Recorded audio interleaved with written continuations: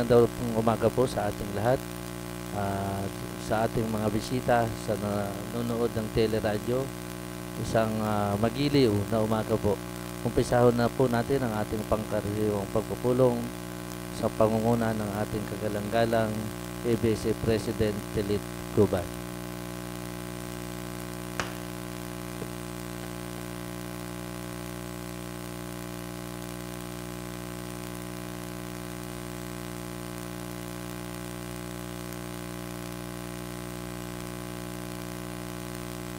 Magandang umaga po sa atin lahat, sa ating pong acting Vice Mayor, kay Vice Mayor Bomil Rivero po, sa ating pong mga kasamahang konsyel po ng ating bayan, sa ating pong lahat, sa mapagpalang umaga po sa inyong lahat. Bilang panimula po ng ating pagpupulong, tayo po muna iawit ng pambasang awit ng Pilipinas, Lupang Hira. Ang pambansang awit ng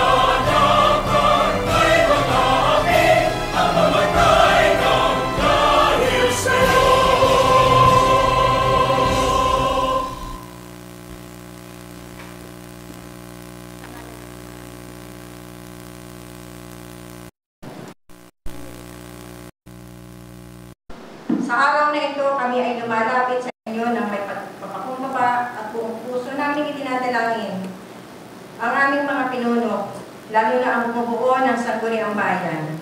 Bigyan mo kami ng karunungan na maitaguyod ang kapakanan ng bawat mamamayan. Gabayan po kami sa aming mga desisyon upang ito ay maging makatarungan, makabuluhan at makatutulong sa ikabubuti ng lahat. Pagkalooban mo po kami ng lakas ng loob upang harapin ang anumang hamon na may katatagan at integridad. Naway ang aming mga talakayan at pagpapasya ay patubayan ng iyong liwanag at katotohanan pagkaloob mo sa amin ang pagkakaisa at pagmamalasakit upang maglingkod ng tapat at walang pag-iimbot. Hinihiling namin ang iyong biyaya at basbas sa bawat isa sa amin. Ang lahat ng ito ay tinataas sa inyong banal na pangalan. Amen. Sa ngalan ng Ama, ng Anak, ng Espiritu Santo. Amen. I am Filipino Conqueror, mandated by law, measures,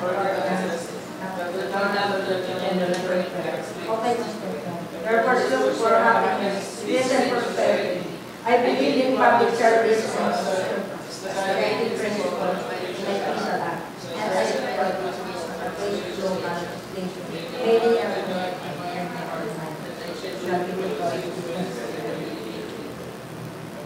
Pwede po ang gandang namin.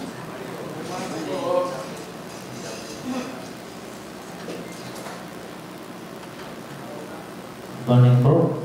Babasa po ng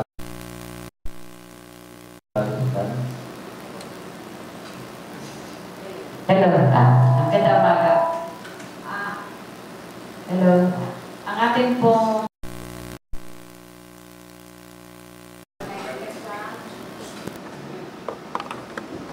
June 9 to 2025 ay ang ating mga bayan at ito po ay minimum kahit inilip po na natin kay Consport na pag-bayan. Galang-galang Fort Salabilis. Salamat po kagalang-galang ng tagapangulo. Salamat po sa ating pansamantalang alihin. Hinihiling ko po po na mapagtibay na po natin yung nakaraang katitikan. Mapagtibay ang nakaraang katitikan, pinangaluhan, pagdalang Joy Eliasa. Tayo po ay meron pa na galing sa Cagayan Water District sa pamagitan po ito ng kapasyahan bilang 119-2025 po. Pagdalang Social Board sa Rodriguez. Maraming salamat po, Tagapangulo. Upang mapagbigyan po natin ng oras ang ating bisita, ang ating pong General Manager, Engineer Ralph Paniban, ay hinihiling ko po ang suspension of the rules. Suspension of the rules. Pinangaluhan ni Jane Angela Rodriguez. Pagdalang Rob Paniban, naanyaan po kayo na iparesulta dito po ba? Sa unahan.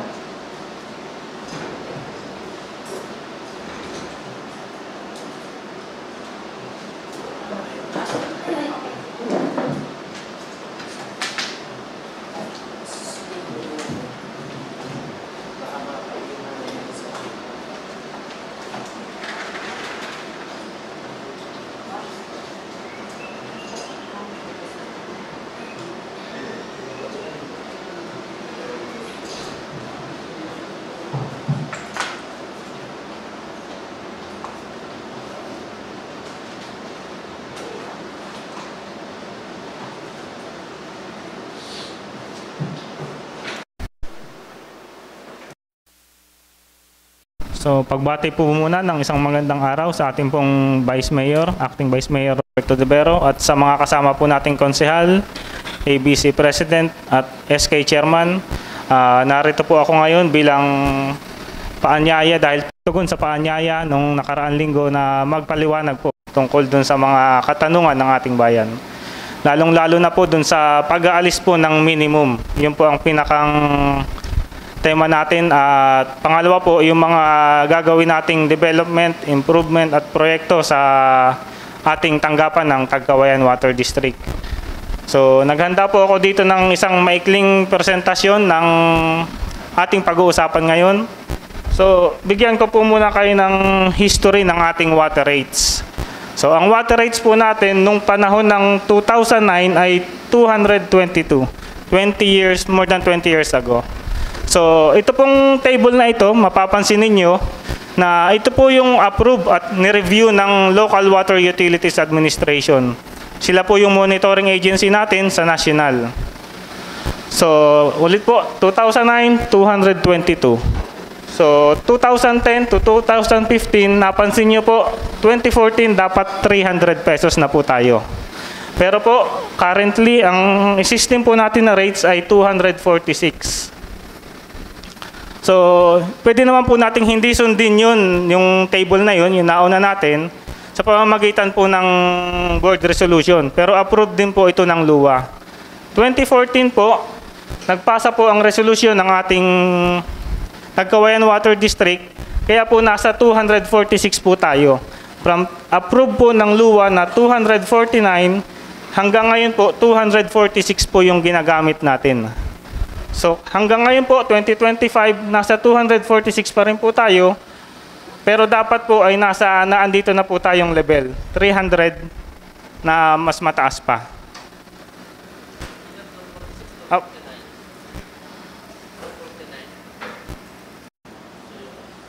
Ayaw.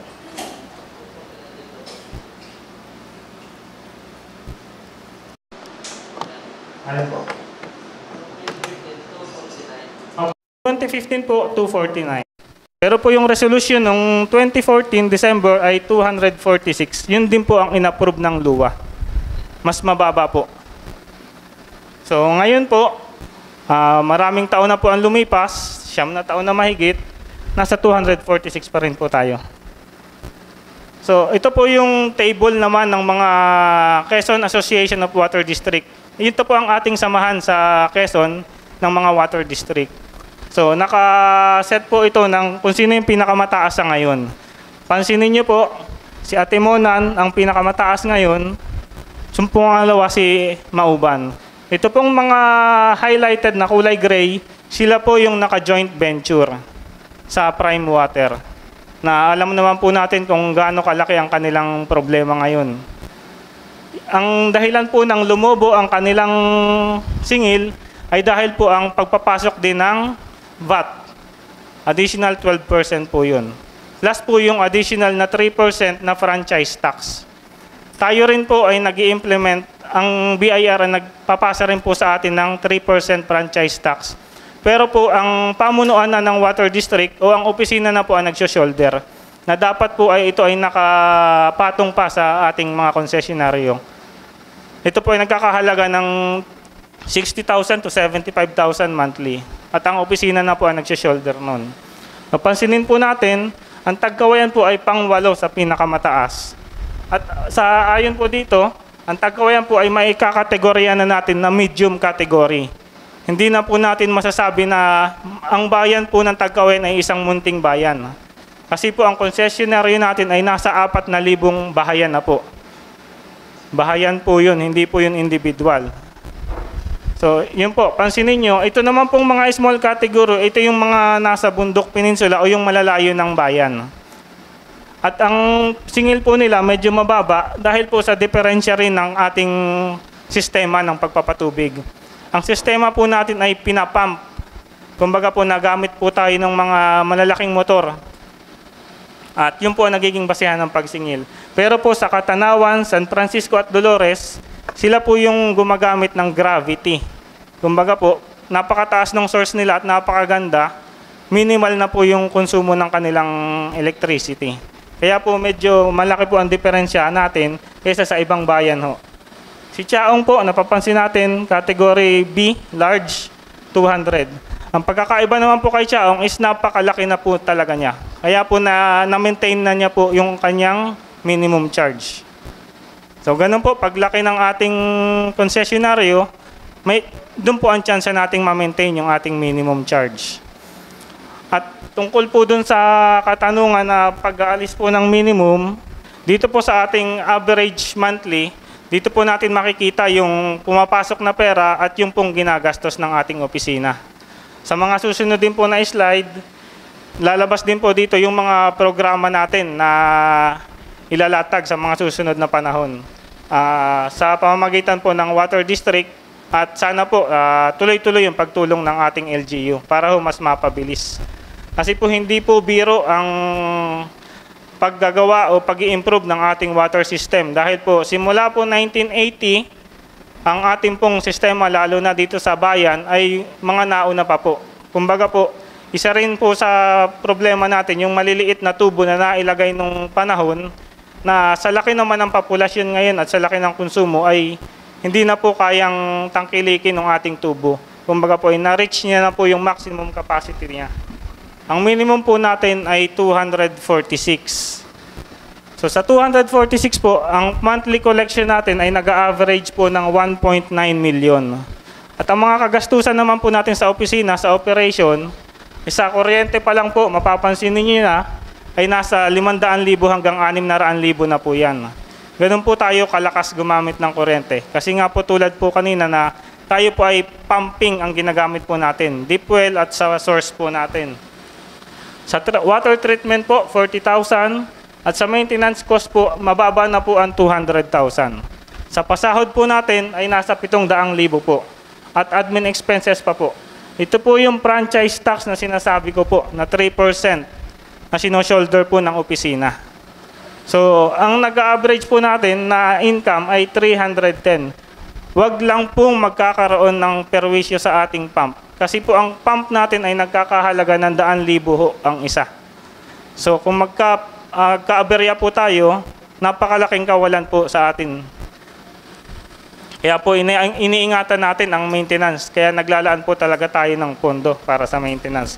Kaya po kung aalisin natin po yung minimum rate o minimum charge natin, ay tataob po talaga ang bangka. At tayo po bilang gobyerno, hindi naman po tayo doon para kumita. Tayo po ay nagseserbisyo. So generally po, ang pag-aalis po ng minimum ay hindi talaga aari. Pero po, ang tanggapan ng Water District na kung tuwing may El Nino, ay may mga ilang lugar lang po na pinapayagan at meron lang pong ilang buwan na pagitan na pinapayagan na inaalis po yung minimum charge. Halimbawa po sa Rizal, kung sila po ay 2 linggo o mahigit nang hindi nakakatanggap ng tubig, kung ano lang po yung nakonsumo nila. At ang rate na po nun ay 24.6 pesos per cubic. Yun lamang po ang pinapayagan ng LUWA, ng COA, na pag-aalis ng minimum charge. Tuwing lang pong meron talaga tayong kakapusan. Itong nakaraang buwan po, medyo kinapos lang po tayo ng ilang araw, pati po ngayon. Kaya po, pero generally po, 90 to 95% po na nasasakop ng water district ay meron pa pong tubig na nagagamit. So muli po pag-uusapan namin ng board sa susunod na linggo kung a-activate na po namin ulit para sa Barangay Rizal o saan pa man pong lugar yung mga hindi po inaabot ng tubig na maalis pansamantala. Pansamantala lang po yung minimum charge. At kung ano lang po yung nagamit nila, yun lang po ang sisingilin sa kanila. So yun po, inuulit ko po, sa pangkalahatan po ay hindi po talaga aaring matanggal ang minimum. May pinapaboran lang pong lugar na kinakapos, doon po tayo nagtatanggal ng minimum charge. So nagawa na po natin ito simula noong 2023. Kung naalala nyo po, yung panahon po ng El Nino po yun, marami pong nakinabang doon sa pag-aalis pansamantala ng minimum natin. Subalit ito po ay pinabalik din ng COA after ng mga 3 o 4 na buwan.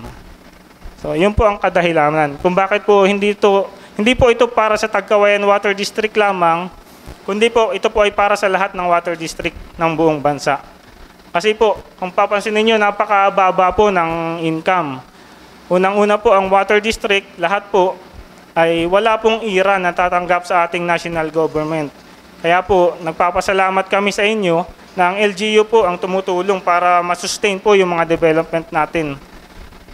Kasi po kung pagbabasehan natin 3 million sa 12 months, magkano lang po, ay 300,000 sa 12 months, nasa mahigit 3 hanggang 4 na million lang po yan. Napagkakasyahin po natin sa susunod na taon para sa developments.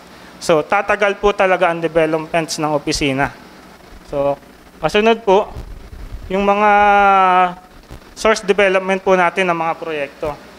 Una po, currently po, ang sitwasyon ng sakang natin ay ganito na rin po ulit. Wala na po talaga. So sa susunod po na linggo, ay magkakaroon po tayo ng programa na desiltation. Kung kasi po, itong mga area na po yan, ayan po yung mga naipon na mga organic materials, sands, and kung ano pa po, mga clay. So ginawa po ito last ay 2019, so 5 years na po. So maintenance na po, magiging regular maintenance na po natin to every 4 to 5 years na mag-aalwat po tayo ng mga kalat po dyan. Kasi po malaki na po yung nabawas sa capacity ng ating dam. Na andito po yung ating dam sa huli, ito po yung main source natin. Yun po ang sa susunod na linggo nating programa. Sa mga susunod na taon naman po, binabalita po namin na sa Barangay Kulong-Kulong, meron po tayong source development na nagaganap. Dito po sa lugar ng Pamilya Labrador, yung malaking bahay po doon bago umahon papuntang Laurel. So doon po sa ating mga hydrologists, isa po yung sa mga lugar na na-pinpoint na merong groundwater sources. Tapos na po yung balon, so na-testing na rin po ng ating LUWA. Ang susunod na step na po ay yung pagbili sa lupa para po diretso na po tayo ng procurement ng ating mga materyales para makapag-supply na pansamantala sa Barangay Kulong-Kulong, Alihe. Ito po yung main line natin, yellow, red, and blue. And ito po yung white lines na kasunod po natin na pagtutulungan po natin matapos. So mapapansin nyo po dito, humiwalay. Kasi po, option A po itong mahaba and option B po itong maikli. Ang option B po natin ay dadaan po sa property ng PNR. Ang PNR po kasi ay dumulog na po sa ating opisina na para sa mga maapektuhang lugar. So ito pong Barangay Alihe at Magsaysay na maapektuhan nila, ang gagawin nilang stockpile at istasyon po. So maaari po tayong gumalaw doon. So mga estimated po na cost nito ay 6 million para po matapos. Ito rin po ay kukonekta sa ating existing Barangay Santa Cecilia at Magsaysay. para po makabawas sa ating konsumo na nanggagaling dito sa Barangay Bamban at San Vicente. So, isang malaking tulong po ito na kung matatapos po agad-agad ay may ibisan po yung ating kakulangan sa tubig tuwing summer. So, isa pa po, kung naalala nyo po dati, isa po ito dun sa proyektong inilapit natin sa ating congressman. So, pansamantala po, wala pa po tayong feedback kung matutuloy o hindi. Sa pagitan po ng Barangay Santo Tomas at Barangay Tabason, meron din pong identified na source ng tubig. Nasa boundary lang po nilang dalawa. So, nakausap naman na po namin si Barangay Tabason at Barangay Santo Tomas na willing naman po silang magpatubig na tayo ang magmamanage. Kasi po once po ito ay ma-develop, pwede rin po nating i-connecta sa ating existing line na malapit na po sa Barangay Mabaang at Barangay Landing. Ito po yung existing natin. So, konti na lang po. Makakatulong na rin po ito ng pasupply sa ating bayan. So, kasunod po, ang Barangay Mapulot po ay pag-aaralan po ngayong taon ng LUWA na may identified po na primary positions po, strategic positions ng Barangay Mapulot. Kasi po ang Barangay Mapulot, alam naman natin na sagana po sa tubig, pero napakataas po na lugar. So kung meron po tayong ma-identified at ma-secure na water sources po sa Barangay Mapulot, ito rin po ay dadalhin natin pababa sa ating bayan. At doon po sa developments ng highway, papunta sa Barangay Mahinta at saan pa pong barangay. So, yun po sa ating mga study area natin ng Barangay Mapulot. Ang kasunod naman po nito ay yung mga nasa railroad na natin. So, dito naman po sa bayan, maraming nagreklamo na mahina ang tulo o kinakapos. Tulad po nung nabanggit ko kanina, ang main problem po natin sa metro ay yung mga luma po nating linya na maliliit. Kumbaga po, 3/4 lang, 1 inches, at 4 inches po yung pinakamalaki sa distribution line natin. Naabot na po niya yung maximum capacity. Kaya po, mag-uumpisa tayo ng rehabilitations, utay-utay, kada sitio, kada barangay. Ito po yung mga strategic na barangay natin na uumpisahan. Barangay Magsaysay, Barangay Rizal, Santa Cecilia, Aldabuk, Poblasyon at Muntimparang. Kasi po, nakakalungkot man pong isipin, meron din po sa mga kababayan natin na nagnanakaw po talaga ng tubig. Magpapadisconnect, yun po pala ay may gagawin ng illegal. So napakalaki po nang nawawala sa opisina pagka may nag-i-illegal po. So suma total po, kung lahat po ay sasabayin natin na improvement, gagastos po tayo ng at least 61 million. Hindi pa po kasama yung sa railroad. And kung water district lang po, aasa ang pondo, aabutin po tayo ng 15 to 20 years. Pero po dahil nga may katulong ang LGU, na salamat po, kami nagpapasalamat, lubos na ang aming pagsasalamat. At naiinggit din po yung ibang water district dahil nga po tayo ay napakaganda ng relasyon. Ito pong 15 years ay mas mapapaikli pa po natin ng mga 6 to 10 years po. Lahat-lahat po para mapaganda ang ating sistema. Hindi po biro kasi po napakalaking pera ang ating ilalabas. So, yun po ang aking mga presentasyon na kung may katanungan po kayo, maaari po kayong magtanong. Maraming salamat, Engineer Panganiban, sa nais pong may linawin kagalang-galang Port Salumbides.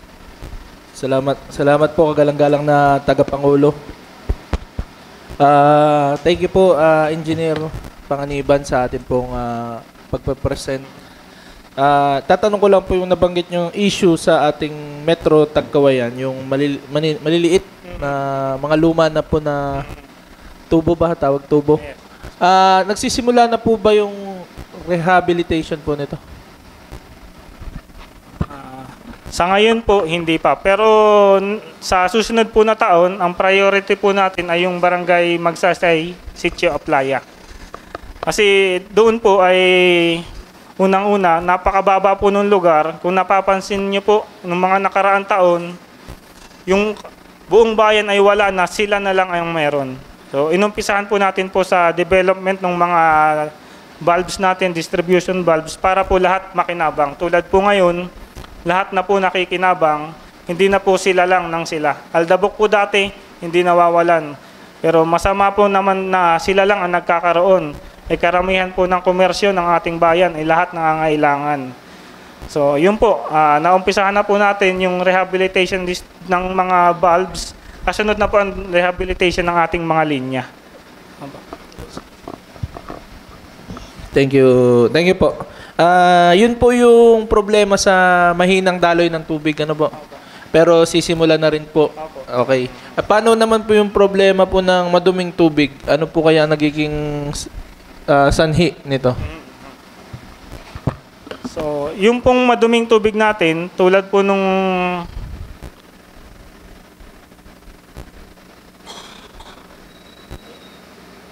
ito po.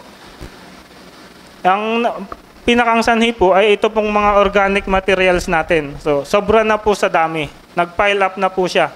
Ang kapal po nito ay nasa 1 meter na. Kaya po, yung filter natin, hindi na po niya kinakaya yung dumi. Pero po, kung sa mga susunod nga po na linggo, may bidding ang opisina para po maalis yan. At para po manumbalik yung ganda po ng ating tubig. Nakapagpalit na po tayo ng mga filter elements natin. So ito na po yung next step natin para mas mapaganda. Saka po nag-i-introduce na tayo ng bagong chemicals ngayon na safe naman po para sa potable water na magpapalinis po, mag-aalis ng mga organic materials ng ating tubig. Salamat po. Salamat po Mr. Chair at salamat po kay Engineer Ralph Panganiban. Galang-galang Consul Revie Masangkay. Maraming salamat po. Magandang umaga po sa ating lahat. Sa atin pong manager ng Tagkawayan Water District. Maraming salamat po sa pagpapaunlak nyo para po maipaliwanag din natin sa ating mga kababayan. Ano po?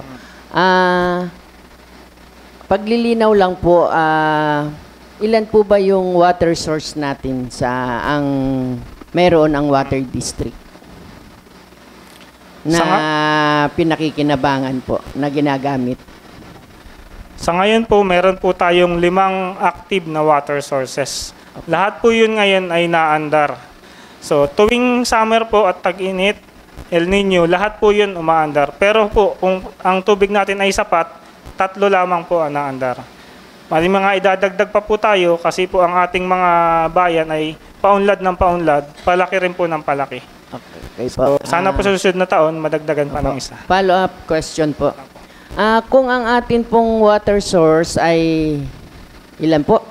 5 po. 5. Bakit parang ang nababanggit po ay parang sasakang lang nang gagaling ang isinusupply sa mga concessionaries po ng water district? Ano pong ibig sabihin nun? Ito po ba ay lahat ng water source na 5 ay pinapump at dinadala sa sakang? Ganun po ba ang ibig sabihin nun? Kaya ang nababanggit lang na sa Facebook ay kulang ang supply ng tubig na nanggagaling sa sakang. Ano pong ibig sabihin nun? Hindi po ba kinukuhaan yung 5 water source o yung sakang lang ang kinukuhaan? Ito, salamat po sa paglilinaw. Ang ating pong sakang pumping station, siya po ang nagsusupply ng 70% po ng Metro Tagkawayan. Ang yield po niya ay minimum 35 liters per second. So tuwing tag-init po, nababawasan po ang yield niya na hanggang 10 liters to 15 liters per second. Malaking kabawasan po. So yun po pumapasok na yung iba natin pumping station na kung saan dadalhin na po direkta dito sa bayan yung mga tubig. Dati rin po, sabihin ko, ang mountain zone po ay hindi rin dati nakokontrol ang tubig. Tayo po wala na, sila meron pa rin. So, nung nakaraang taon po, nag-rehabilitate tayo ng Barangay Bamban at Landing. So, medyo nagko-control na rin po tayo sa kanila ng supply para po madala dito sa pabayan. Yun po. Maraming salamat po. Yun na po yung follow-up question ko eh. Apo. Dahil nun pong mga nakaraang taon, ang sabi ng mga taga-barangay, wala na kayong tulo, kami ang dami, malinis pa, maputi. Yun po, manager, nasagot ninyo na noon talagang walang control. Opo. Ibig sabihin po ngayon, hindi pa rin 100% ang control ng water district sa pagpapatulo ng tubig. Hindi po ba pwedeng magawa natin ng paraan na halos equal po ang pagdidistribute ng tubig, ang pagpapatulo? Kung halimbawa po sa mountain zone ay may oras, 2 oras. Dito sa bayan ay 2 oras din po. Kumbaga para lahat po ay mabigyan. Dahil sa tingin naman po natin ay tag-ulan na ngayon. Ano po kaya ang kadahilanan at bakit tayo ay nawawalan pa rin ng tulo? Kagaya kagabi, wala po tayong tulo magdamag. Pero nung mga nakarang araw po ay umulan. At ang isa pa po, ilang taon na nakakalipas, ang Barangay Rizal ay parang hindi pa rin po nagagawa ng solusyon ng Water District o baka naman may pag-aaral na. At may posibilidad po ba na pwedeng lagyan natin sila doon ng pumping station para naman sila din po ay mabiyayaan ng tubig. Dahil may nababasa po ako sa Facebook, may 3 buwan ng walang tulo, may 2 buwan, may 1 buwan. Ito po ba ay may katotohanan? Paglilinaw lang po. Sa Barangay Rizal po, kami rin po ay nagtataka kung bakit sinasabi nila na 3 buwan, 2 buwan sila walang tulo.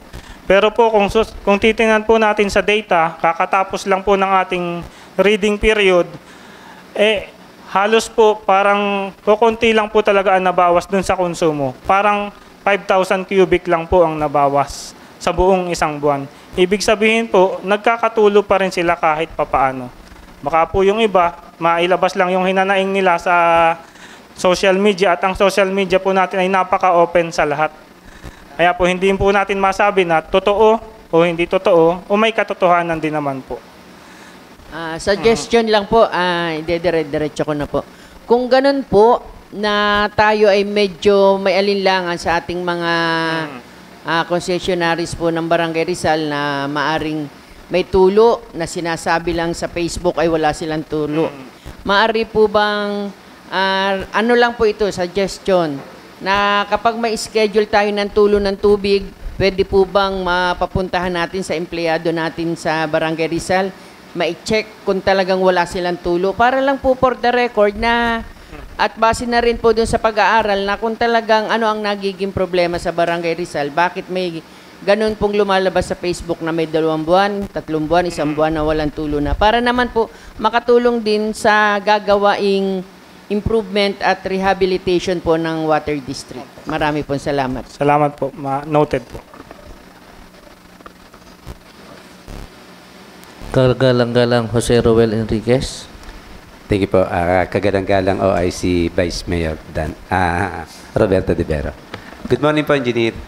Engineer, ako lang ho ay yun ho bang ang mga fire hydrant natin na nandito sa bayan ay dahil dumadaan nga ho minsan yung dumadaan naman talaga yung tag-init. Yun ba ho ay sa oras ng pangangailangan ay meron ho ba talaga supply yun? Sa mga fire hydrant po natin, meron po yung supply. Pero po pagka kung may emergency, tulad nga po nagpapatay tayo ng alauna, pwede naman po tayong magbukas para lang po mabigyan yung isang fire hydrant na pagkukunan ng BFP. Pwede na po kasi natin makontrol ngayon na papunta lang po dun sa substation nila na nasa bayan. Yun po ang magiging sistema natin. Hindi ho pwedeng yun kung halimbawa sa metro ay halimbawa 3 fire hydrant ang bubuksan, hindi ho pwede. Isa lang ho dapat, ganun ho ba? Hindi po, sa ngayon po, hindi po aari. Kasi po may strategic locations lang po ang ating mga bulbs na kung saan nakakonekta rin po yung ating mga bahayan.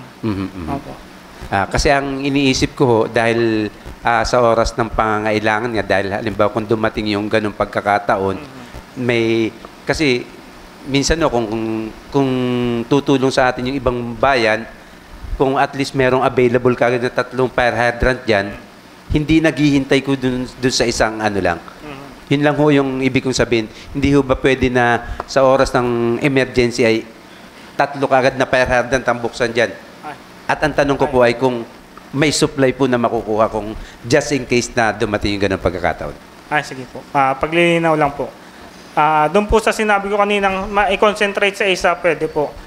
Pero sa iba naman po, pwede naman pong pagsabayin yung 2 hanggang 3. Wag lang po yung lahat na parang 8 po ang nasa atin sa buong bayan. Apo. Yun lang po naman, hindi ko, ang sabi ko lang po ay kung halimbawa ho, mangyari sa isang area, kung halimbawa ho doon ay may 3 fire hydrant, pwede ho bang yun ay buksan at kung meron talagang supply na makukuha. Yun lang naman po. Maraming salamat po, Engineer. Thank you very much, Mr. Chair. Okay, wala na pong paglilinaw. Kung wala po, kagalang-galang Marcel Revilla Sangkay. Maraming salamat po, Vice. Sa akin po, Manager, ay parang natatandaan ko, may ilang taon na nakakalipas, nagkaroon ng General Assembly ang Water District. Ano po ba yung pamantayan para magkaroon po ng General Assembly ang isang Water District? Ito po ba ay annually, semi-annual, o tuwing kailan po nagkakaroon ng General Assembly? Ang General Assembly po, kung tutuusin, wala po talaga siyang schedule. So, ang pagpapaliwanag po natin ay direkta sa opisina. Yung may mga katanungan po, pwede pong dumirekta ng katanungan sa opisina. Nagkakaroon lang po, siguro po, itama ko lang na ang sinasabi niyo po siguro ay yung public hearing. Ang public hearing po ay nagaganap lamang tuwing tayo po ay mayroong water rate adjustments. Pero sa ngayon po, wala pa po kami dun sa ideya ng magtaas ng singil ng patubig dahil nga po ang unang-una naming dahilan ay naandito po kayo na tumutulong na nakakasuporta po dun sa mga proyekto ng opisina. Dahil nga po kung wala na kaming makuha, tulad nga po ng pinresent ko kanina na ganun lang ang aming papaikutin na pondo, mapipilitan na po kaming itaas ang aming paniningil ng patubig. Doon na po tayo magkakaroon ng General Assembly o public hearing po na tinatawag. Yun po. Salamat po. Kasi po, sa tingin ko lang, Manager, at sa akin pong mga kasamahan, kung ako po ay sasamahan nila, magandang magkaroon po ng assembly para doon maipaliwanag ng isang paliwanagan sa atin pong mga kababayan na gumagamit ng tubig galing sa water district para maiwasan na po yung siyempre makikita din ng ating mga investor sa Facebook. Mahirap pala naman ang tubig sa Tagkawayan. Paano tayo makakapagtayo ng isang establishmento dito? Kagaya po ng halimbawa ay mga sa pagkain. Mahirap pala dito at dito pala naman ay ang mga nanunungko, sana maunawaan mo ako, Manager, ano po? Paano tayo makakaakit ng investor? Kung ang ating supply ng tubig ay hindi maayos at hindi maganda.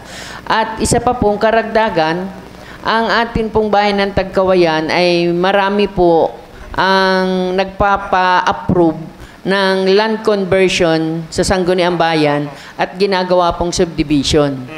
Ang number 1 kailangan dyan na requirement po ay tubig. Alam ko po na mga lumapit po sa inyo ang mga developer at may-ari ng lupa. Paano po natin yun masusuplayan? Halimbawa po, may isang subdivision sa Barangay Rizal na sa tingin ko ay nagbebenta na sila ng lote. Paano po natin yun masusuplayan? Kung mababasa dun sa Facebook, ang Barangay Rizal, ang karamihan ng concessionaries ay mga taga-Barangay Rizal at sinasabing 1, 2, 3 buwan na wala na silang tubig. Ano po? Para tayo ay makaingganyo po ng mga investor. Ano po? Maraming salamat po. Maraming salamat, Marcel Revilla. Kagalang-galang Jose Roel Enriquez. Thank you po, Mr. Chair. Engineer, meron no kayong nakalagay na parang ang magiging kailangang project cost nyo ay mga 61 million, ano po? Opo, tama. Iyon po ay para sa pambili na ng property, ng kung ano-ano pa, ano pa po? Opo, ganun tama po ba? Kung sakasakali ho, engineer, na hindi ho kayo makalikom ng ganung halaga, kung halimbawa hindi tayo Kulang yung magiging ano. Hindi ho ba kayo meron ng idea na sanib dun sa prime prime water po ba yun? Yung ano. Kasi kung yun ho yung parang pinaka-way para maisakatuparan yung programa, kasi aanuhin naman natin yung pera natin kung wala naman tayong supply ng tubig. Samantalang kung magtataas, sorry engineer, ito ay ano ko lang. Kasi nakukuha ko yung, ano kung medyo mataas ng konti yung singil natin sa tubig, kung meron naman tayong supply. Meron nga tayong pera, wala naman tayong supply ng tubig. Ano ba mas gusto natin? Ano po? Kaya ang tinatanong ko lang po ay, kung wala ho bang hindi ho sumapat yung 61 million na budget, wala ho ba kayong pinagpupulungan sa board na kailangan sanib na tayo dun sa prime water? Yun lamang po, Mr. Chair. Ganito po. Ang nangyayari po sa prime water nung una ay joint venture, which is po na tinanggihan na po ng opisina. Pero po yung nasasabi nyo na makikipag-combine ay nabanggit ko na po sa board, pero hindi po yung term na combine. Kasi po ang nangyayari sa prime water is joint venture agreement na kung saan all over ng operation, collection, sila po ang namamahala. Kumbaga po, ang water district ay nagiging monitoring agency na lang. So, di naman po lingid sa kaalaman nyo kung ano po ang sitwasyon ng mga nakaprime ngayon. So, pero po meron pong, di ko naman po nilalahat ng private. Meron din pong private na maayos na tulad po ni Maynila na kung saan nagbubuhos po talaga sila ng pondo. Po yun sa mga napag-usapan namin ng board na kung saan, kung talagang kakapusin na po, second to the last, ay first resort po namin ang bulk agreement. Kumbaga po sa bulk agreement, mayroon pong private entity na magsusupply ng tubig sa atin. Bibili po tayo sa kanya ng tubig na kung saan sila na po ang magsusupply. Ang usapan po ay per kubiko na laang. Bibili tayo sa kanila, sila ang magsusupply sa atin. Pero po dapat sa ganong sistema, naisaayos na po natin lahat ng ating mga linya. Kasi po sa dami po ng leak ng mga luma nga nating linya, matatapon lamang po. Yung pong matatapon na yun ay babayaran din natin doon sa bulk supplier. Kung baga po isusugal tayo na bakit tayo bibili doon na madami tayong leak, babayaran natin. Baka po lalong mapasama pa sa ngayon. Thank you. Ibig sabihin ay kailangan muna ay ayusin muna natin yung nandito sa grounds po. Opo. Para tama naman ho yun. Kumbaga parang may nagsusupply sa atin pero marami naman pala tayong wastewater. Ano po? Tama po. Ibig sabihin ay meron pa rin ho tayong option. Ano po? Meron po. Pero as of now ay ang sabi nyo nga ho kanina ay willing naman tumulong ang ating local government doon sa project na yan. Ano po? Pero so far, ano ho ang sabi nila? Kailan daw ang local government magpapahiram sa inyo ba? O ano? Sa nakaraang 2 taon po, may 2 na pong naitulong ang ating local government. Ang una po ay yung electromechanical nung barangay Bamban, Sitio Pinagpala o Sitio Didiklim na tinatawag natin. Which is po ngayon na nakakatulong sa pag-iipon ng supply ngayon dito sa bayan. Ang pangalawa po nilang tulong ay yung rehabilitation po ng ating Bamban na kung saan 1990 pa ho na na-ooperate, ngayon lang, nakaraang taon lang po na-rehabilitate. So sa ngayon taon po, ang pinagpupulungan namin sana ay yung sa barangay Kulong-Kulong na transmission line papunta dito sa bayan. So naapektuhan lamang po tayo ng election ban at ng budget po, budget constraints po ng LGU. So muli po siguro kami dudulog sa ating Mayor kung paano po maitutuloy yung ating programa. Ibig sabihin, Engineer, makukumpleto yung 61 million? Sa utay-utay po sana. Di pwede yung na kung halimbawa ang maibigay lang, may pahiram lang ng local government ay 50%, yung ibang project pasisimula na? Pwede naman po. Kung mas maganda po sana, kung nasa amin yung pondo para hindi na rin po magugulo ang LGU. Ang problema na lang po kasi natin ay yung sa COA transfer of funds. So kaya po ang nangyayari ngayon, ang project po ay sa LGU po ang nagpapagawa kumbaga po, idinodonate na lang sa water district yung finished product po. Ay, sige po. Yun lang po. Thank you po, Engineer. Thank you, Mr. Chair. Salamat, Engineer. Engineer, ang akin lang tanong, kasi kanina, yung presentation po ninyo, nenet po kayo ng 300,000. Tama po ba? Amount po yun, Engineer. Average po. Average po. Pag kinuwenta po natin a year, yung inyong amount ay 3.6 million. Ano po ang mga patutunguhan po nung... Ito po yung pagtatanong at pagpapalinaw lang ha. Para po malaman ng ating mga kababayan na... kasi napupokus po tayo na nanggagaling sa ating local government yung pinangpagawa ng PAM at ngayon yung para sa kulong-kulong. Pakilinaw mo, Manager. Ganito po yun. Doon po sa aming net income, iniipon po namin yan para po, hindi po kasi lahat naman ang gagaling sa LGU. Yung iba po nito ay sa amin naman gagaling. Tulad po nitong Sitio Aplaya, sa amin na po yan. Kumbaga po, katulong lamang po ang LGU para mapabilis po maganap itong lahat ng ating pagbabago na minimithi sa ating patubig. Kumbaga po, sa amin yung isa, kay LGU yung isa, para po mas mapabilis tayo. Kasi po, aanhin mo po namin yung pera na yan, hindi naman po sa amin yan. At hindi rin naman po sa empleyado na pupunta ang pera. Nagsasabi po ang Water District, madaming pera. Yun po ang katotohanan, wala pong pera sa Water District. Wala pong IRA na nanggagaling sa national ang Water District. Hindi lamang po sa Tagkawayan, kundi po lahat ng Water District sa buong bansa. Engineer, di ba sabi nyo, rehabilitation kayo nung sakang, ano po? So, doon din kukunin sa naninet po nyo yung budget po nyo nun? Opo, yung incoming po na sakang desiltation sa general fund na po ng opisina yun manggagaling. Opo. Okay. Salamat po. Kung wala na po tayong paglilinaw, siguro naman po malinaw na sa ating mga nanonood sa teleradyo. Marami pong salamat, Engineer Panganiban, sa inyong oras. So, yun hong pagdalagay ng mungkahin ni Kagalang-Galang Leo San Binaventura para dun sa tanggalin yung minimum.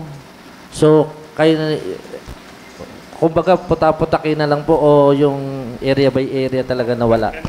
Ganun po. Hindi po pangkalahatan ha. Baka po iniisip ng ating mga kababayan na lahat ay tatanggalan ng minimum. Yun lang pong hindi nadaluyan ng tubig nitong tag-init. Maraming pong salamat. Salamat din po sa akin.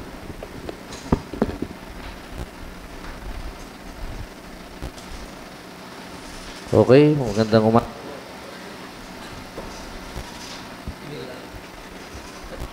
Hello po. Inihiling ko po na bumalik na tayo sa ating regular agenda. Hello, yan.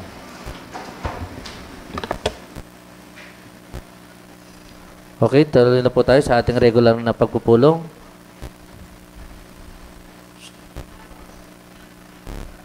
Hello. Ang calendar of business po natin ay ang approval of supplemental budget number 2 CY 2025 na may halagang 5,757,780.33. At saka po yung mga ng committee hearing kanina, barangay population SK annual budget, kulong-kulong SK annual budget, conception supplemental budget, at yun pong barangay ordinance ng San Francisco Kautusan bilang 4 na may pamagat na isang ordinance na nagpapatupad ng 4 o'clock habit bilang opisyal na gawain sa barangay San Francisco para sa pag-iwas at pagkontrol sa dengue. At saka may 3 pong kapasyahan galing sa San Francisco po.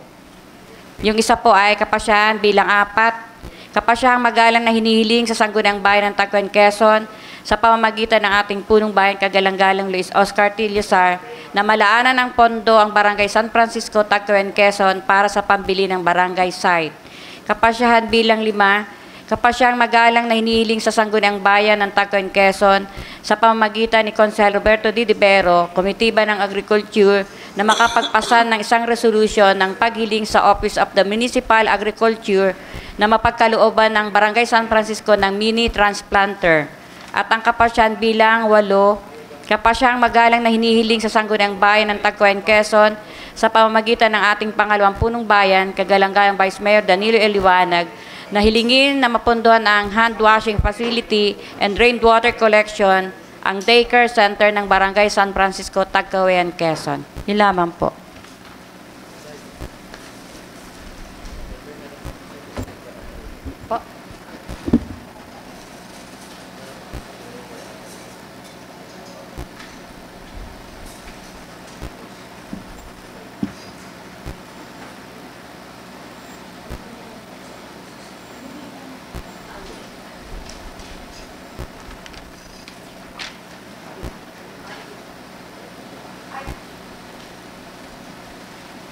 Isa pa po, galing po sa Barangay del Rosario, Kapasyan bilang 17. Kapasyang humiling sa tanggapan ng Sangguniang Bayan sa pamamagitan ni Kagalang-galang Konsehal Roberto Dibero, miyembro ng Sangguniang Bayan ng Tagan, Quezon, na matambakan ang kalsadang mula sa Sitio Ibaba, Sitio Villa, Clemente at Sitio Carbon, pawalan ng Barangay del Rosario, Tagkawayan, Quezon. Milan.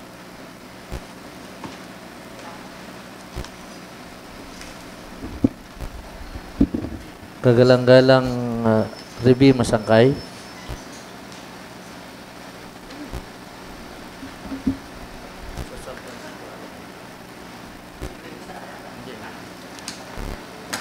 Ay, iba nga.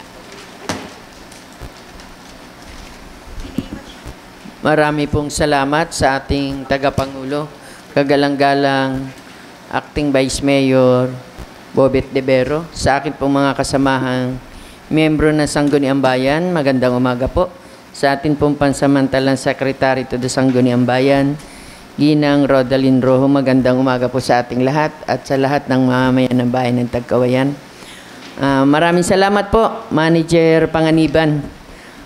Kahilingan po ng ating pamahalang bayan na mapagtibay ang Supplemental Budget number 2 para sa taong kasalukuyan na nagkakahalaga ng 5,757,780 pesos 0.33 centavos na gugugulin po sa iba't ibang opisina at iba't ibang tanggapan para po sa kanilang iba't ibang kahilingan, kagaya po ng mga furniture, mga personal services, para po sa slaughterhouse, isang unit ng motorsiklo, at para din po sa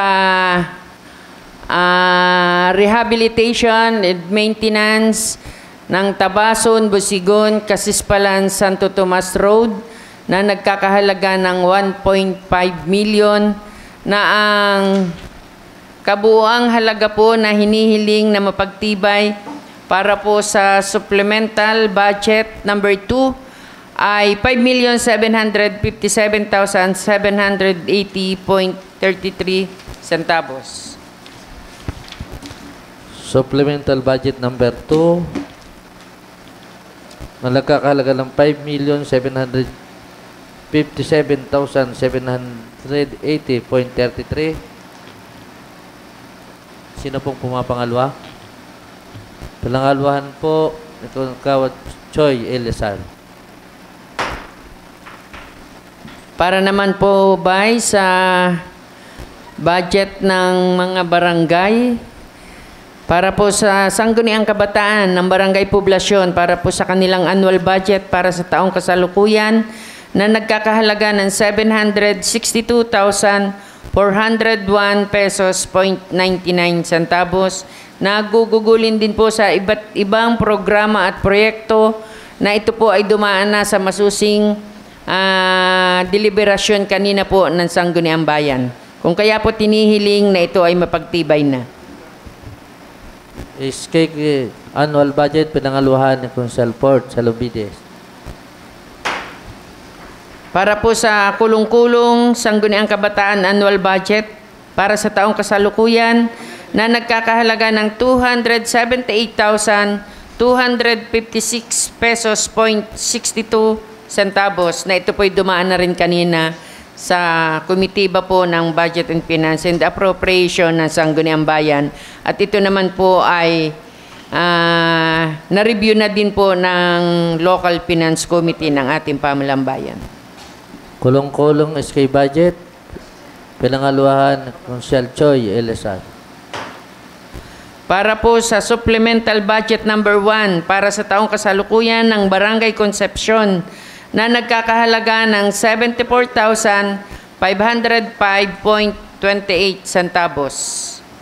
Consumption Supplemental Budget number 1. Pinangaluhan ni Jose Roel Enriquez. Maraming salamat po.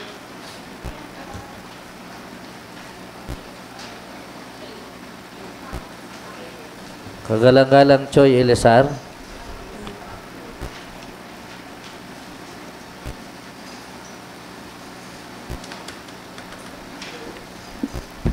Nagpapasok po ng ordinansa ng barangay. Ito po ay dumaan na rin po kanina sa committee hearing. Isang ordinansa, nagpapasok po ng isang ordinansa na nagpapatupad ng 4 o'clock habit bilang opisyal na gawain sa barangay ng Barangay San Francisco. Ordinansa para sa 4 o'clock habit. Pinangaluhan ni Consial Ribi Masangkay.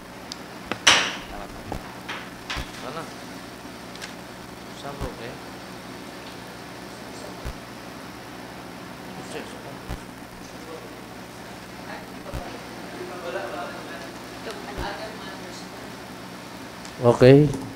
Other matters? Consial Ribi Masangkay.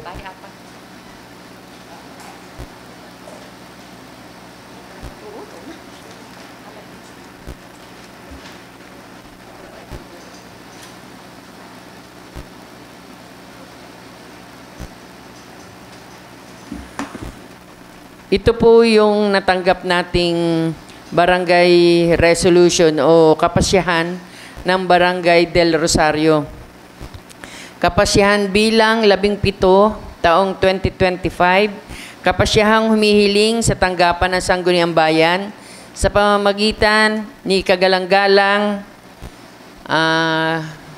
dahil ito po ay ginawa nila noong June 2. Ang nakalagay po dito ay sa pamamagitan ni Kagalang-galang Konsehal Roberto Bomel de Vero, miyembro ng Sangguniang Bayan ng Tagkawayan, Quezon, na matambakan ang kalsadang mula sa Sitio Ibaba, Sitio Villa Clemente, at Sitio Carbon Pawala ng Barangay del Rosario, Tagkawayan, Quezon. Sapagkat ang nasabing sitio ay hindi magamit ang kalsada, lalo na sa panahon ng tag-ulan na nagpapahirap sa residente, lalo na sa mga batang mag-aaral na naninirahan dito. Sapagkat, babasahin ko na po lahat para po for the record. Sapagkat ang kalsadang ito rin ang magdurugtong patungo sa Barangay Malbog, Barangay Victoria, Barangay Kagaskas at Barangay Santo Niño. Ang nasabing mga sitio ng Ibaba, Villa Clemente at Carbon Pawala ay ang malawak na sakahan ng palay at niyog na isa ding problema ng mga magsasaka ang paglalabas ng kanilang produkto dahil nadodoble pa ang kanilang mga gastos dahil hindi magamit ang kalsada. Sapagkat ang kalsada patungo sa 3 sityong ito ay wala pang tambak na bato at sa panahong tag-ulan ay napakaputik. Kung kaya po, dahil dito sa mungkahi ni Kagawad Alan Siasa na pinangalawahan naman ni Kagawad RJ Hulu na sinang-ayunan ng lahat ng mga kagawad na dumalo sa kanila pong regular na pagpupulong noong pong 2 ng Hunyo taong 2025. Kung kaya po ito ay hinihiling sa Sangguniang Bayan na mapagtibay ng ating minamahal na Acting Vice Mayor Roberto T. de Vero. Pwede po bang acting naman po ako, pwede po bang paglilinaw, Madam Chair, sa binasa nyo? Kasi ang inyo pong pagkaka-address kasi nila ay naka-address ay sa akin lang. Tama po ba? Hindi po sa ating pamahalang bayan. So, hindi po naman, alam po naman nating lahat na yung resources ng ating isang bilang konsyal ng bayan ay limitado. Pero ang proposal po nila, ang kahilingan, ay parang pagkukunik-kuniktahin ang Pasuyo po, 5 barangay, tama po ba? So, bilang ako naman po ay kumakatawan lang sa Vice Mayor as konsyal, siguro i-endorse na rin po natin kay ating Congressman, Attorney Mike, through sa iyo na Konsyala Ribe, para may address po natin. Kasi 5 barangay naman po yung mabibiyayaan. At kung nabivisualize po natin, parang sentro po siya eh. Di ba? Sinabi ay Kagaskas, tama po ba? Pakiulit po natin for the record ng mga barangay. I-address na po natin kay Congressman Attorney Mike Tan. Ano po? Sige po. Salamat po. Maraming salamat po. Dahil ako po ay inyong binigyan ng kapangyarihan na aking i-author ang isang resolution po ng Barangay del Rosario, kung kaya po't hinihiling ko sa aking mga kasamahang miyembro ng Sangguniang Bayan na hilingin sa ating minamahal na Congressman Attorney Mike Tan sa pamamagitan ni Acting Vice Mayor Roberto T. De Vero na matambakan ang kalsadang mula Sitio Ibaba, Sitio Villa Clemente at Sitio Carbon ng Barangay del Rosario, Tagkawayan, Quezon, na ito po ay malawak ang nasasakupan na kapag pinagdugtong-dugtong ang 3 sityong ito, ito po ay patungo sa Barangay Malbog, Barangay Victoria, Barangay Kagaskas at Barangay Santo Niño, na malaking kaalwanan po sa mga mag-aaral, lalo't higit tayo po ay nagsisimula na ngayon ng pasukan sa ating mga paaralan, at para din po mabawasan ang hirap na nagagawa po ng ating mga magsasaka kapag panahon po ng pag-aani ng palay. At ganun din po para sa paglalabas ng kanilang niyog at para po mabawasan ang kanilang mga gastusin at dahil hindi nila nagagamit ang kanilang mga karsada. Resolution para sa ating ginagalang Congressman Attorney Mike Tan para sa pagkunik-kuniktahin ang 5 barangay po ba? Inshallah, 5 barangay pinangaluahan ng 2, 3, 4. lahat na po, ng lahat ng Sangguniang Bayan. Kagalang-galang na tagapangulo, isa pa pong sulat na natanggap po ng ating secretary mula po sa Barangay San Francisco. Kapasyahang magalang na humihiling sa Sangguniang Bayan ng Tagkawayan, Quezon sa pamamagitan ng ating punong bayan, kagalang-galang Luis Oscar T. Ilyasar, na malaanan ng pondo ang Barangay San Francisco, Tagkawayan, Quezon para sa pambili ng barangay site. Nakalagay po dito ay dahil sa kakulangan nila ng pondo at ito po ay pagtatayuan ng kanilang covered court, barangay hall, evacuation center, health center at iba pa po. Dahil ang barangay hanggang sa kasalukuyan ay walang sariling barangay site na maaring pagtayuan ng nasabing proyekto. At ang barangay po ay nagnanais na matugunan ang mga pangangailangan ng mga kabarangay.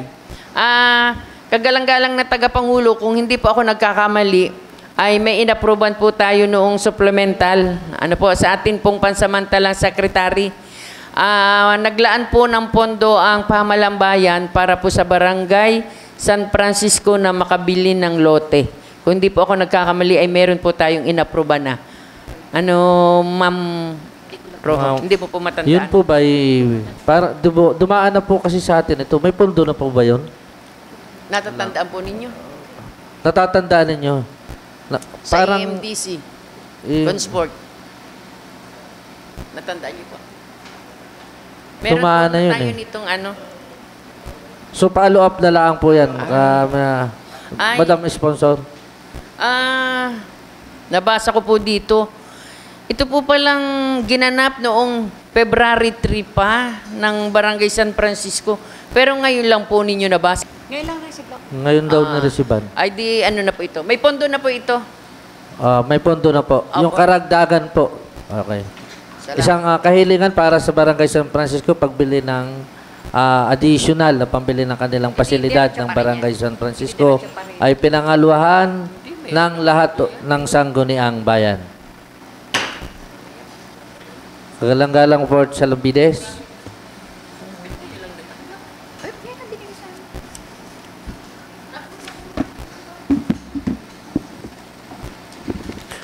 Maraming salamat po sa ating kagalang-galang na tagapangulo, OIC Vice Mayor Roberto De Vero.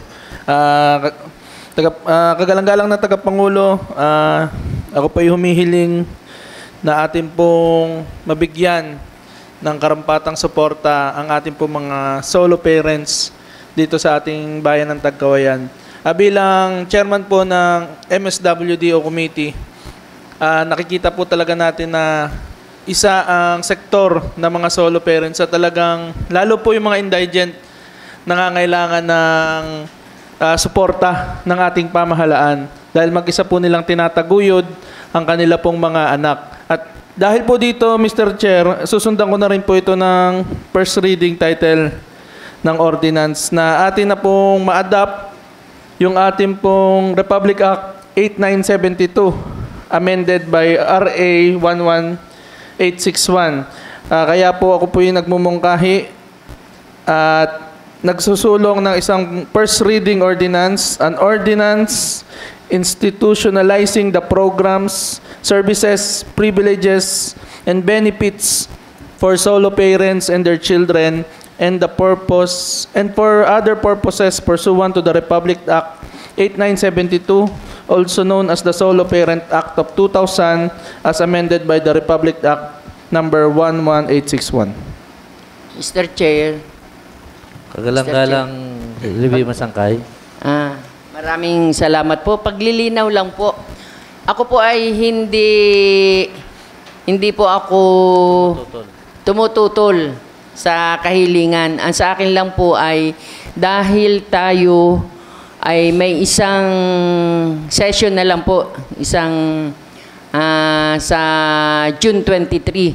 Sa akin lang po ay paglilinaw, baka hindi po kaya tayo magipit sa oras. Dahil ngayon po ay first reading, may second reading pa po yan, may public hearing kung mayroon po, at approval ng isang ordinansa. Kaya po, kung hindi man po mahalay, ay sa mga susunod na set na po ng Sangguniang Bayan natin, mapag-usapan dahil magigipit po tayo sa oras. Maraming salamat po. Mr. Sponsor. Thank you po, Mr. Chair. Ito naman po ay first reading pa lang po. Pwede naman po nating, actually wala pa naman po akong pinapasang paper. Nagpapasa lang po ako ng title bilang first reading. At ito na, katulad po ng iba pa nating mga pending ordinances na hindi pa po natin na re-resolve. Hello.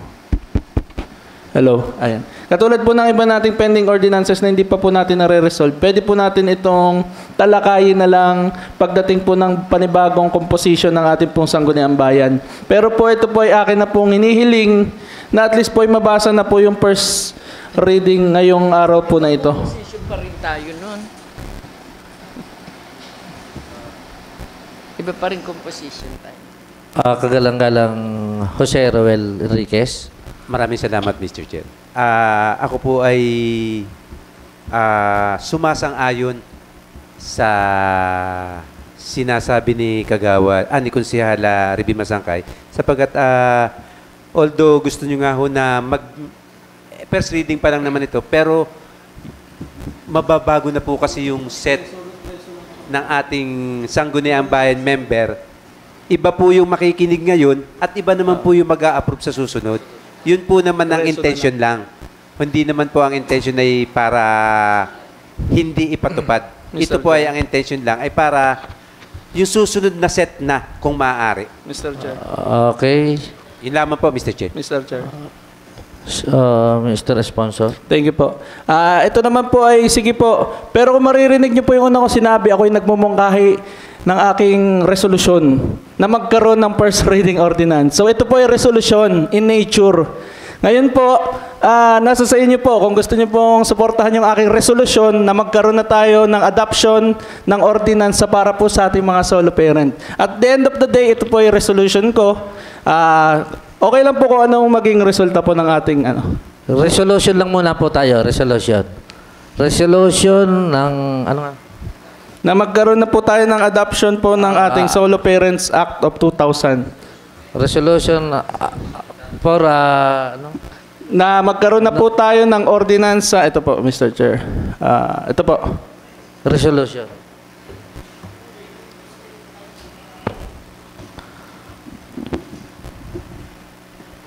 Resolution po na atin na pong ma-adapt ang ating Solo Parents Act of 2000. Ay, ordinance to. Yes po, inihiling ko po na magkaroon po tayo ng ordinansa, Mr. Chair, para po sa karagdagang suporta sa ating pong mga solo parents. Ngayon po, hindi na po muna natin i-first reading. Basta po ako'y nagmumungkahi na magkaroon po tayo ng ordinansa para sa mga solo parents. 5 minutes recess. Muna.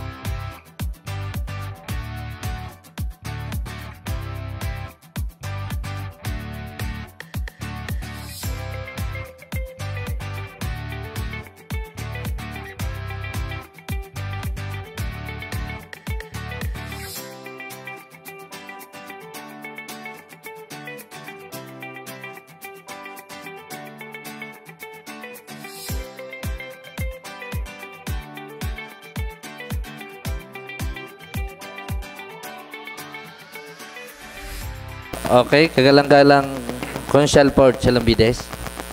Yes po, Mr. Chair. Again, Ako po'y nagmumungkahi na magkaroon na po tayo ng ordinansa na ma-adapt o magkaroon ng ating localized adoption ang Solo Parents Act of 2001. Of 2000. Resolution. Reso lang naman. Resolution. Hindi po, ito na lang. Tagalogin ko na lang. Resolution no na magkaroon tayo ng ordinansa ng Solo Parents Act of 2000. Resolution para sa solo parents, pinangaluahan ng lahat ng sangguniang bayan. May dalawa. Other mga, nalilito na pati ako dyan sa cellphone. Dami ko.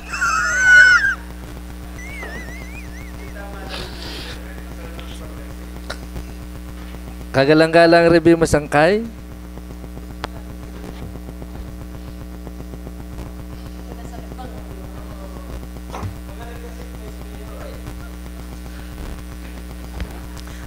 Maraming salamat po. Noon pong nakaraang June 10, nagkaroon po tayo ng panauhin si Regional Director Dr. Bello. Ano po? At nabanggit po doon sa maikling talakayan ng mga BHW, barangay captain at ng ilang empleyado po ng ating Rural Health Unit na magkakaroon po ng karagdagang, hindi naman talagang karagdagan, pero medyo magiging busy ang ating mga BHW sa lahat po ng barangay dito sa bayan ng Tagkawayan. Pero pansamantala, mayroon po tayong 3 barangay na pilot. Barangay Manato, Barangay Kinatakutan, at Barangay Bamban. Kung kaya po ako ay magkaka po ng isang kapasyahan o resolution na humihiling po sa ating punong bayan, Mayor Carlo Eliazar, na sa kasalukuyan po ay nasa seminar ngayon sa bansang Israel. Isa pong resolution na nagnanais na itaas ang insentibo ng mga BHW sa bayan ng Tagkawayan, sapagkat ang BHW ay nagsisilbing unang hanay sa pagbibigay ng serbisyong pangkalusugan sa mamamayan ng Tagkawayan. Sapagkat sa kabila ng kakulangan sa pasilidad at kagamitan at pondo, patuloy nilang ginagampanan ang kanilang mga tungkulin ng tapat at may malasakit, lalo na sa panahon ng pandemya at iba pang krisis sa kalusugan. Sapagkat nararapat lamang nakilalanin at bigyang halaga ang kanilang serbisyo sa pamamagitan ng pagbibigay o pagdadagdag ng kanilang taunang insentibo upang mas mapalakas pa ang kanilang motibasyon at suportahan ang kanilang pang-araw-araw na pangangailangan. Sapagkat inilunsad nga po sa bayan ng Tagkawayan ang purok kalusugan noong nakaraang June 10, 2025. At ito ay isa pang tungkulin at obligasyon sa bawat isang BHW sa kanilang nasasakupang bahay-bahay. Dahil nabanggit po doon ni Dr. Bello na bibisitahin ng BHW nakakasakop sa kanilang 30 household na kinakailangang araw-araw ay mabisita para po sa kanilang follow-up sa mga, lalo't higit po doon sa mga kababayan natin na may mga karamdaman. Kung kaya po ipinapasya ko ang resolution na ito na maitaas o madagdagan ang insentibo ng bawat isang BHW ng bayan ng Tagkawayan na ito po ay natatanggap nila tuwing buwan ng December. Maraming salamat po. Wala. Paglilinaw, wala po. Consiel Rebe, kasi ito ay proyekto ng pilot project ng 3 barangay. Opo. Ang kahilingan mo ay ilalahat ng BHW ay itaas ang insentibo. Paglilinaw lang po. Lahat ng barangay ay may tama po ba? Opo, lahat ng barangay ng BHW. Lahat ng barangay ng BHW ay pinangaluahan na lahat ng sangguniang bayan. Opo. Dahil po ngayon ay panahon ng pagbabudget natin para sa taong hahalili, kung kaya po ngayon ko naisip na aproba natin para po makasama sa gagawaing annual budget ng Pamahalaang Bayan. At isa pa po, noon pong June 11, ano po, ay dumating din po ang ating Regional Executive Director ng Department of Agriculture, si Ginoong Fidel L. Libao. At tayo po ay nakadulo, kasama po natin ang Acting Vice Mayor, at nasaksihan po natin yung pagbisita sa ating bayan, lalo tigit po sa Barangay Bamban, sa lugar po ni dating Konsehal Rayman Salvo na ngayon po ay MAPSI President. Nagkataon pong naandun din po si kagalang-galang Konsehal Port at narinig naman po natin lahat doon yung suporta ng ating Regional Executive Director Ginoong Fidel Libao na bibigyan po tayo ng demo farm para po sa mga tubigan. Sa ngayon po ay 2 hektarya lang yung kanyang maibibigay dahil ang klema po dito sa ating bayan ay medyo kakaiba. Kung kaya po ako ay humihiling ng isang resolution sa tanggapan po ng Agriculture kay Secretary, paki-ano na lang po, paki-research. Secretary po ng DA, Secretary Doy Laurel, na sa pamamagitan po ni Regional Executive Director Fidel Libao na malagyan ng pondo at pagpapagawa at pagsasaayos ng farm-to-market road sa Barangay Bamban, Tagkawayan, Quezon na dumadaan sa mga palayan, 1 kilometro po ang haba mula po sa Barangay Road. Sapagkat ang pagkakaroon po ng maayos na farm-to-market road ay makakatulong sa pagpapabilis ng transportasyon ng produkto, pagbawas sa gastos sa pamasahing pang-ani at pagsulong ng kabuhayan ng mga magsasaka. Sapagkat ang mga magsasaka sa Barangay Bamban ay nahihirapan sa pagdadala ng kanilang mga ani, partikular po ang palay, mula sa tubigan papunta sa kanilang mga bahay dahil sa hindi maayos at makipot na pilapil ng tubigan o palayan sa nasabing barangay. Sapagkat ang nasabing daan at mga palayan ay isa sa mga gagawaing demo palayan ng bayan ng Tagkawayan. Ang nasabing daan ay may malaking ambag sa seguridad, sa pagkain at ekonomiya ng barangay at bayan ng Tagkawayan. Kung kaya po, hinihiling ko sa aking mga kasamahang miyembro ng Sangguniang Bayan na mapagtibay po ang ating kahilingan sa ating pong Secretary ng Agriculture. Resolution para sa ating ginagalang na Secretary ng Agriculture, Secretary Laurel at Regional Director Fidel Libao, Kiko Laurel at Regional Executive Director Fidel Libao ay pinangaluhan ng lahat ng Sangguniang Bayan. Maraming salamat po. Jose Roel Enriquez.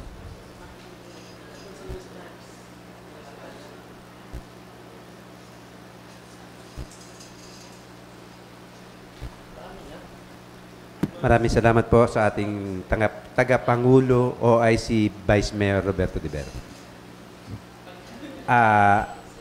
Kapasyahan pong magalang na hinihiling sa Sangguniang Bayan ng Tagkawayan, Quezon sa pamamagitan ni Konsehal Roberto Divero, Komitiba ng Agriculture, na makapagpasa ng isang resolution sa paghiling sa Office of the Municipal Agriculture na mapagkalooban ang Barangay San Francisco ng mini transplanter.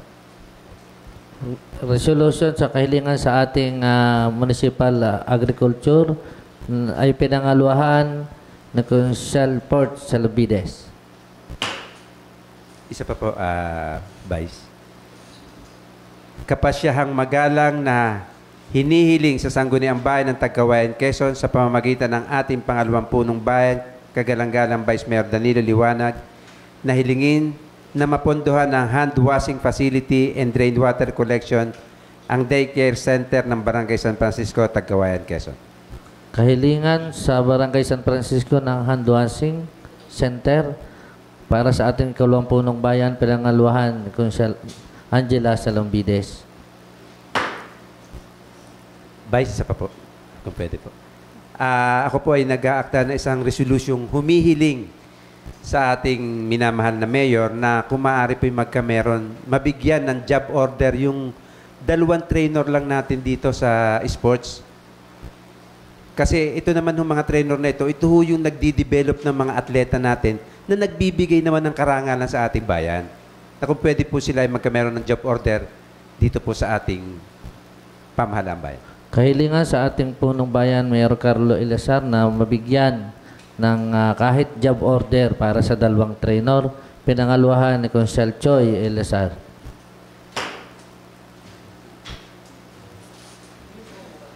Consul Port Salombides. Baka kagulo na lang. Ayan. Salamat to, kagalang-galang ng tagapangulo. Nung nakaraan pong, ano nga po yun, yung EMDC natin, Consul B? Yung, EMDC meeting po ba yun? Opo. Sakto po kasi nakakaalis lang ni Cons Joel Enriquez, kaya ako po ang pinagabutan ng tanong ni Kapitan Ona Doquindo na kung maaari daw pong baka pwedeng makatanggap ng honorarium ang ating po mga accredited na CSO officers. At nung ako po yung nag-research, ito po hindi na po resolution. Hinihiling ko na lang po sa komitiba ng ating pong CSO na baka pwede pong mapag-aralan. Dahil naman po, pwede po Kaya kumbaga mapag-aralan lang po kung ano yung mga requirements at kung saan makakakuha ng funding. Na sana po magka-meeting o magka-committee meeting ang komitiba ng CSO na mapag-aralan po natin na baka pwedeng mabigyan ng honorarium yung mga accredited na karapat-dapat ho na officer ng mga CSO ng ating bayan. Yun lang. Hindi na po reso, hiling na lang po sa ating komitiba. Kahilingan mo kay sa committee chairman Jose Ruel Enriquez yung resolution mo. Kahilingan. Okay. Paglilinaw lang po, paglilinaw. Sige. Ibig sabihin po ay yung pong sa CSO, yung pong mga officer lang na yun? Yung set ng officer?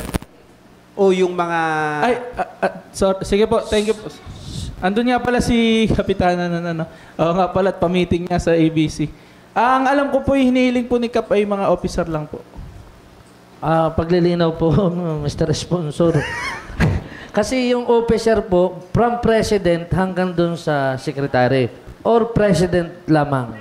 President lamang po. Kung alin man po ang pwede sa ating batas, magkaroon ng pag-aaral ang komitiba. Kung pwede po silang bigyan o hindi, at kung pwedeng bigyan, kung sino po ang pwedeng bigyan. Mr. Chair. Jose Ruel Enriquez. Thank you po. Ang nabanggit niyo po kasi ay mga accredited Yes po. CSO. Pero lahat halos naman po ng mga CSO dito sa bayan ng Tagkawayan ay accredited ng local government. Yan po ay pumasa. Dumaan po yan sa accreditation dito po. Medyo madami-dami ho yun. Kaya nga po, siguro, hindi po, Mr. Chair, sorry. Ito naman po, hiling lang. Okay. Kaya talakayin na lang po natin mga detalye pag nag-meeting ang komitiba ng CSO. Kumbaga po, pinapaalala ko lang po on the record para po makita naman ni Kapitan na inaksyon na natin yung kanyang kahilingan. Okay. Paglilinaw lang po, siguro po ay itatanong, dahil magkakameron naman po ng budget hearing, siguro po ay itatanong natin sa ating mayor kung pwede po mapagbigyan ang hiling ng mga CSO president na magkameron sila ng honorarium. Yun na po ba? Yun po ba? Okay po. Kagalang-galang Rebe Masangkay. Mr. Professor, diyan ka muna. Maraming salamat po. Ang akin pong natatandaan sa mga budget hearing na mga nakaraan, ang atin pong mga accredited CSO ay may mga pondo po yan sa kanilang barangay, kung hindi pa ako nagkakamali. Ano po, kagalang-galang, Konsehal Guban. Kung mapapansin po ninyo, kapag tayo nagkakaroon ng committee hearing sa budgeting ng barangay, meron po sila dong budget, kagaya sa Lupon, Tanod, Barangay Police, at yung iba po ay meron talagang budget na inilalaan para sa CSO na nasasakupan ng kanilang barangay.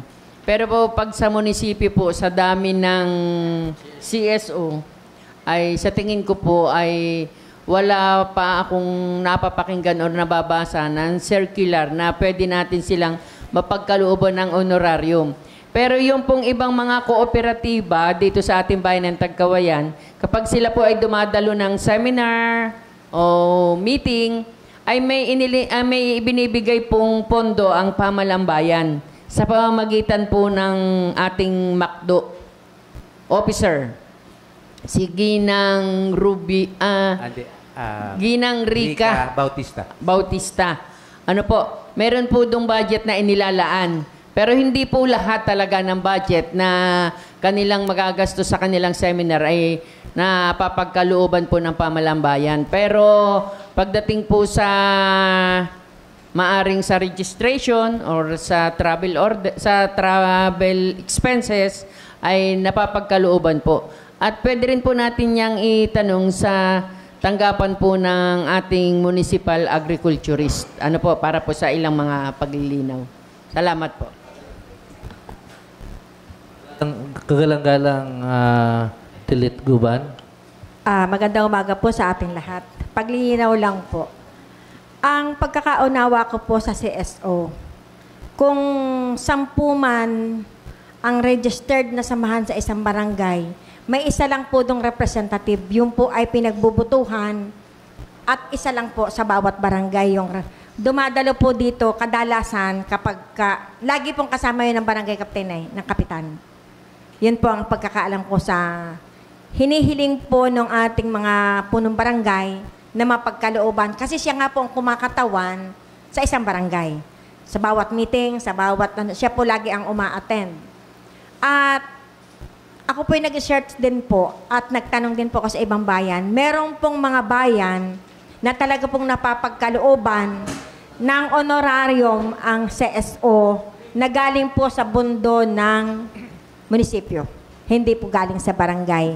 Ang nabanggit naman po ni Consigliere B, yung pong allowance, yan po talaga'y napapagkalooban po ng barangay yung mga traveling allowance. Meron po talaga yan. Pero ang hinihiling po namin ay ng mga punong barangay ay honorarium. Mr. Chair, paglilinaw. Mr. Sponsor. Thank you po. Paglilinaw lang po. So, as ABC, ibig sabihin po ay nakakatanggap po ng mga, sa mga suporta sa project, pang registration, pag may mga seminar. Pero yung honorarium talaga, wala pa ho. Ano po? Wala po. Thank you po. Jose Roel Enriquez. Paglilinaw na po. Sapagkat yan naman po ay kahilingan ng ating mga CSO president, ayan po ay ating ipapaabot naman sa ating mahal na mayor para siya ho ang makakasagot niyan kasi siya ho ang magbabudget eh. Okay. Okay na. At yan naman po ay ipapaabot natin bilang committee chairman ng CSO. Yun naman po. Okay, matapos linawin ang buong kapulungan ng Sangguniang Bayan ng Tagkawayan ay minungkahi ni Consigliere Port Salambides na kahilingan sa ating punong bayan na malagyan ng honorarium ang pangapangulo ng CSCO ay pinangaluhan ng lahat ng Sangguniang Bayan. Port Salambides. At yung merienda po natin. Salamat to, Mr. Chair. Matapos ang ating makabuluhang pagpupulong, kung wala na pumungkahi ang ating mga kasamahan, ay inihiling ko po na magsara na ang ating regular na pagpupulong. Magsasara ng pangaliwang pagpupulong, kapilangaluhan ni Jose Roel Enriquez.